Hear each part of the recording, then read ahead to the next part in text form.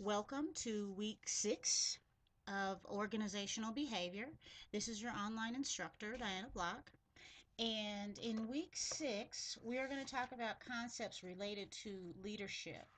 So, to begin the discussion of the discussion of leadership, you're going to read chapters 11 and 12 for this week. And in chapter 11, where we'll start, you're going to learn about different types of leadership and different leadership styles. So when you look at leadership styles, first let's talk about the differences between types of leaders. A formal leader is someone who actually has formal or legal authority to direct others. So this person is given a title and a position that has the authority to lead people. So they are a formal leader. By contrast, you can also have emergent leaders. These are individuals who do not necessarily have a title or a position that grants them the right to lead, but they have a influence over people and are able to lead people without that authority. They have a personality or a set of goals or a set of values that people choose to follow their leadership. So that would be an emergent leader, that someone who doesn't have a formal position of leadership, but people are willing to be led by this person for other reasons. Then you've got a manager, and this is somebody who is developing results for the firm. They're in charge of actually um, seeing that the work gets done, which is a completely different situation than leading people. But it's ensuring that the work gets done by the organization so that the results the company is trying to achieve get accomplished. So another topic you're going to see is the idea of a transactional versus a transformational leader. So just like it sounds, when we're talking about a transactional leader, we're talking about someone who is going to manage their followers, and they're going to base their reinforcements with those people on whether or not they're meeting their goals. They're going to evaluate who is going to follow through with the company's initiatives and deal with them accordingly. Now, a transformational leader is someone who is actually going to motivate people to do the good of the organization. So rather than accepting them the way they are, the transformational leader actually motivates people to change so that the initiatives of the company are being encouraged by that person because they're willing to move beyond their personal self-interest for the good of the organization. And this transformational leader is able to motivate them to do that. And then we also look at the differences between a considerate and charismatic or a structured leader.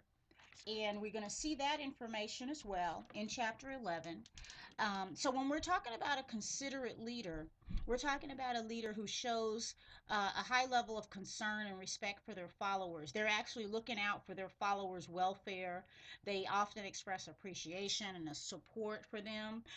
The challenge with these type of leaders is sometimes others may feel that they're showing so much compassion and concern for their team that they're not getting the goals of the company accomplished. They're more concerned about personal issues than meeting the company goals.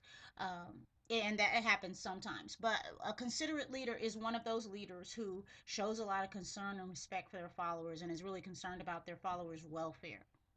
A structured leader is someone who really focuses on organizing their own role, organizing the roles of their followers. They're more concerned about attaining the goals. Not that they don't care about their employees.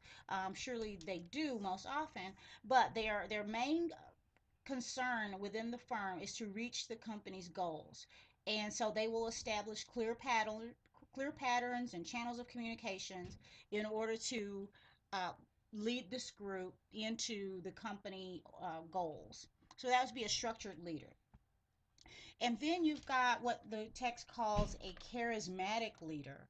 And this is someone who's able to show a lot of influence or gain a lot of influence from their followers. Now, that may be a combination of their personal characteristics like concern and also their ability to achieve goals or some other extraordinary situation that makes people allow themselves to be influenced by this person. And so there's different types of leaders. And as you read through the chapter, you'll read even more information than what I can present you in this short video. But the point I want to make is there's different types of leaders. And in different situations, you will need a different type of leader.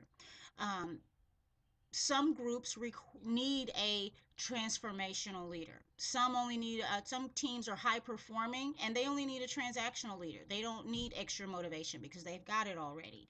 Um, there again, we talked about there are some emergent leaders that don't have a formal position but yet people follow them. Why? Because they're providing something for their followers that maybe the formal leader isn't able to provide. And so there's lots of different considerations to look at when we're talking about what's a leader and what creates a good leader. A good leader for a firm depends on that firm. You can't, I don't think you can just take any leader that's a good leader and put them into any firm. Much like we learned in a previous chapter where there has to be a job fit in order for someone to do well in a position, it needs to be a job that fits them. The leadership of a company has to fit that company in order for them to excel as a leader. So, in the discussion question this week, the question relates to a basketball coach, and if you don't know about Phil Jackson, which I didn't necessarily know a lot about him, you can read the article that's posted in Unit 6 about him. And to make the long story short, he is a great basketball coach. He was a very good leader for that team. And so the discussion question asks, would he necessarily be a good leader in another organization? So yeah, the easy answer that a lot of people are going to put down is that, oh yeah, he's a great leader, he'll be a great leader anywhere. But that's not really putting a lot of depth or thought into the answer. Think about it. If a basketball team, a professional basketball team, has a very narrow uh, clientele that the person is leading, he's leading males that are generally under 40 that are very athletic and competitive. Now, is that exact same type of leader going to be appropriate for an organization that is completely different? Would he be able to lead a group of nuns in a monastery the same way that he leads a group of professional basketball players? Is the principal of a high school, should he be the same type of leader as a basketball coach? Someone who leads a group of funeral home directors or bankers or accountants, would they all use the same type of leader with the same person with the same tactics really excel in all of those situations? So when you're doing the discussion, I want you to really not just go with the easy answer, yeah, he's a great leader, he'd be a great leader anywhere. And he might, I'm not saying that isn't the case, but think about if he would be a great leader anywhere, why is that? What are the specific characteristics that would just automatically transfer to any industry? Or if you think maybe that there are a different industry like retail would require a different type of leader, then explain that as well. But the idea that, yeah, any leader can go anywhere and be just as great, I'm not sure I buy into it, but maybe you can convince me of it if that's your opinion. Because I do think that different organizations require different types of leaders. I tend to think I'm a pretty good leader. I've achieved a lot in my field, but I don't know that I could take that leadership skill and become a basketball coach. So we'll let you talk about it. We'll all talk about it in the discussion and see what we come up with. So let's talk a little bit quickly about chapter 12. In chapter 12, you're going to talk about some of the roles of leaders, some of the roles that leaders follow within the organization. And the chapter outlines some of the things that leaders actually do. And often, part of the leadership job is to negotiate. When there are interdependent goals from different departments, often the leaders will have to come together for negotiation so that each department can reach their goals and objectives and still work together. So negotiator is a role that a leader might fill in an organization. A leader might also be a project manager. When new groups, people come together for some specific period to create a new task or a new project, they need a project manager. And oftentimes, a leader will fill that role of managing a cross functional team for specific projects. Um, Naturally, sometimes the leader is a disciplinarian.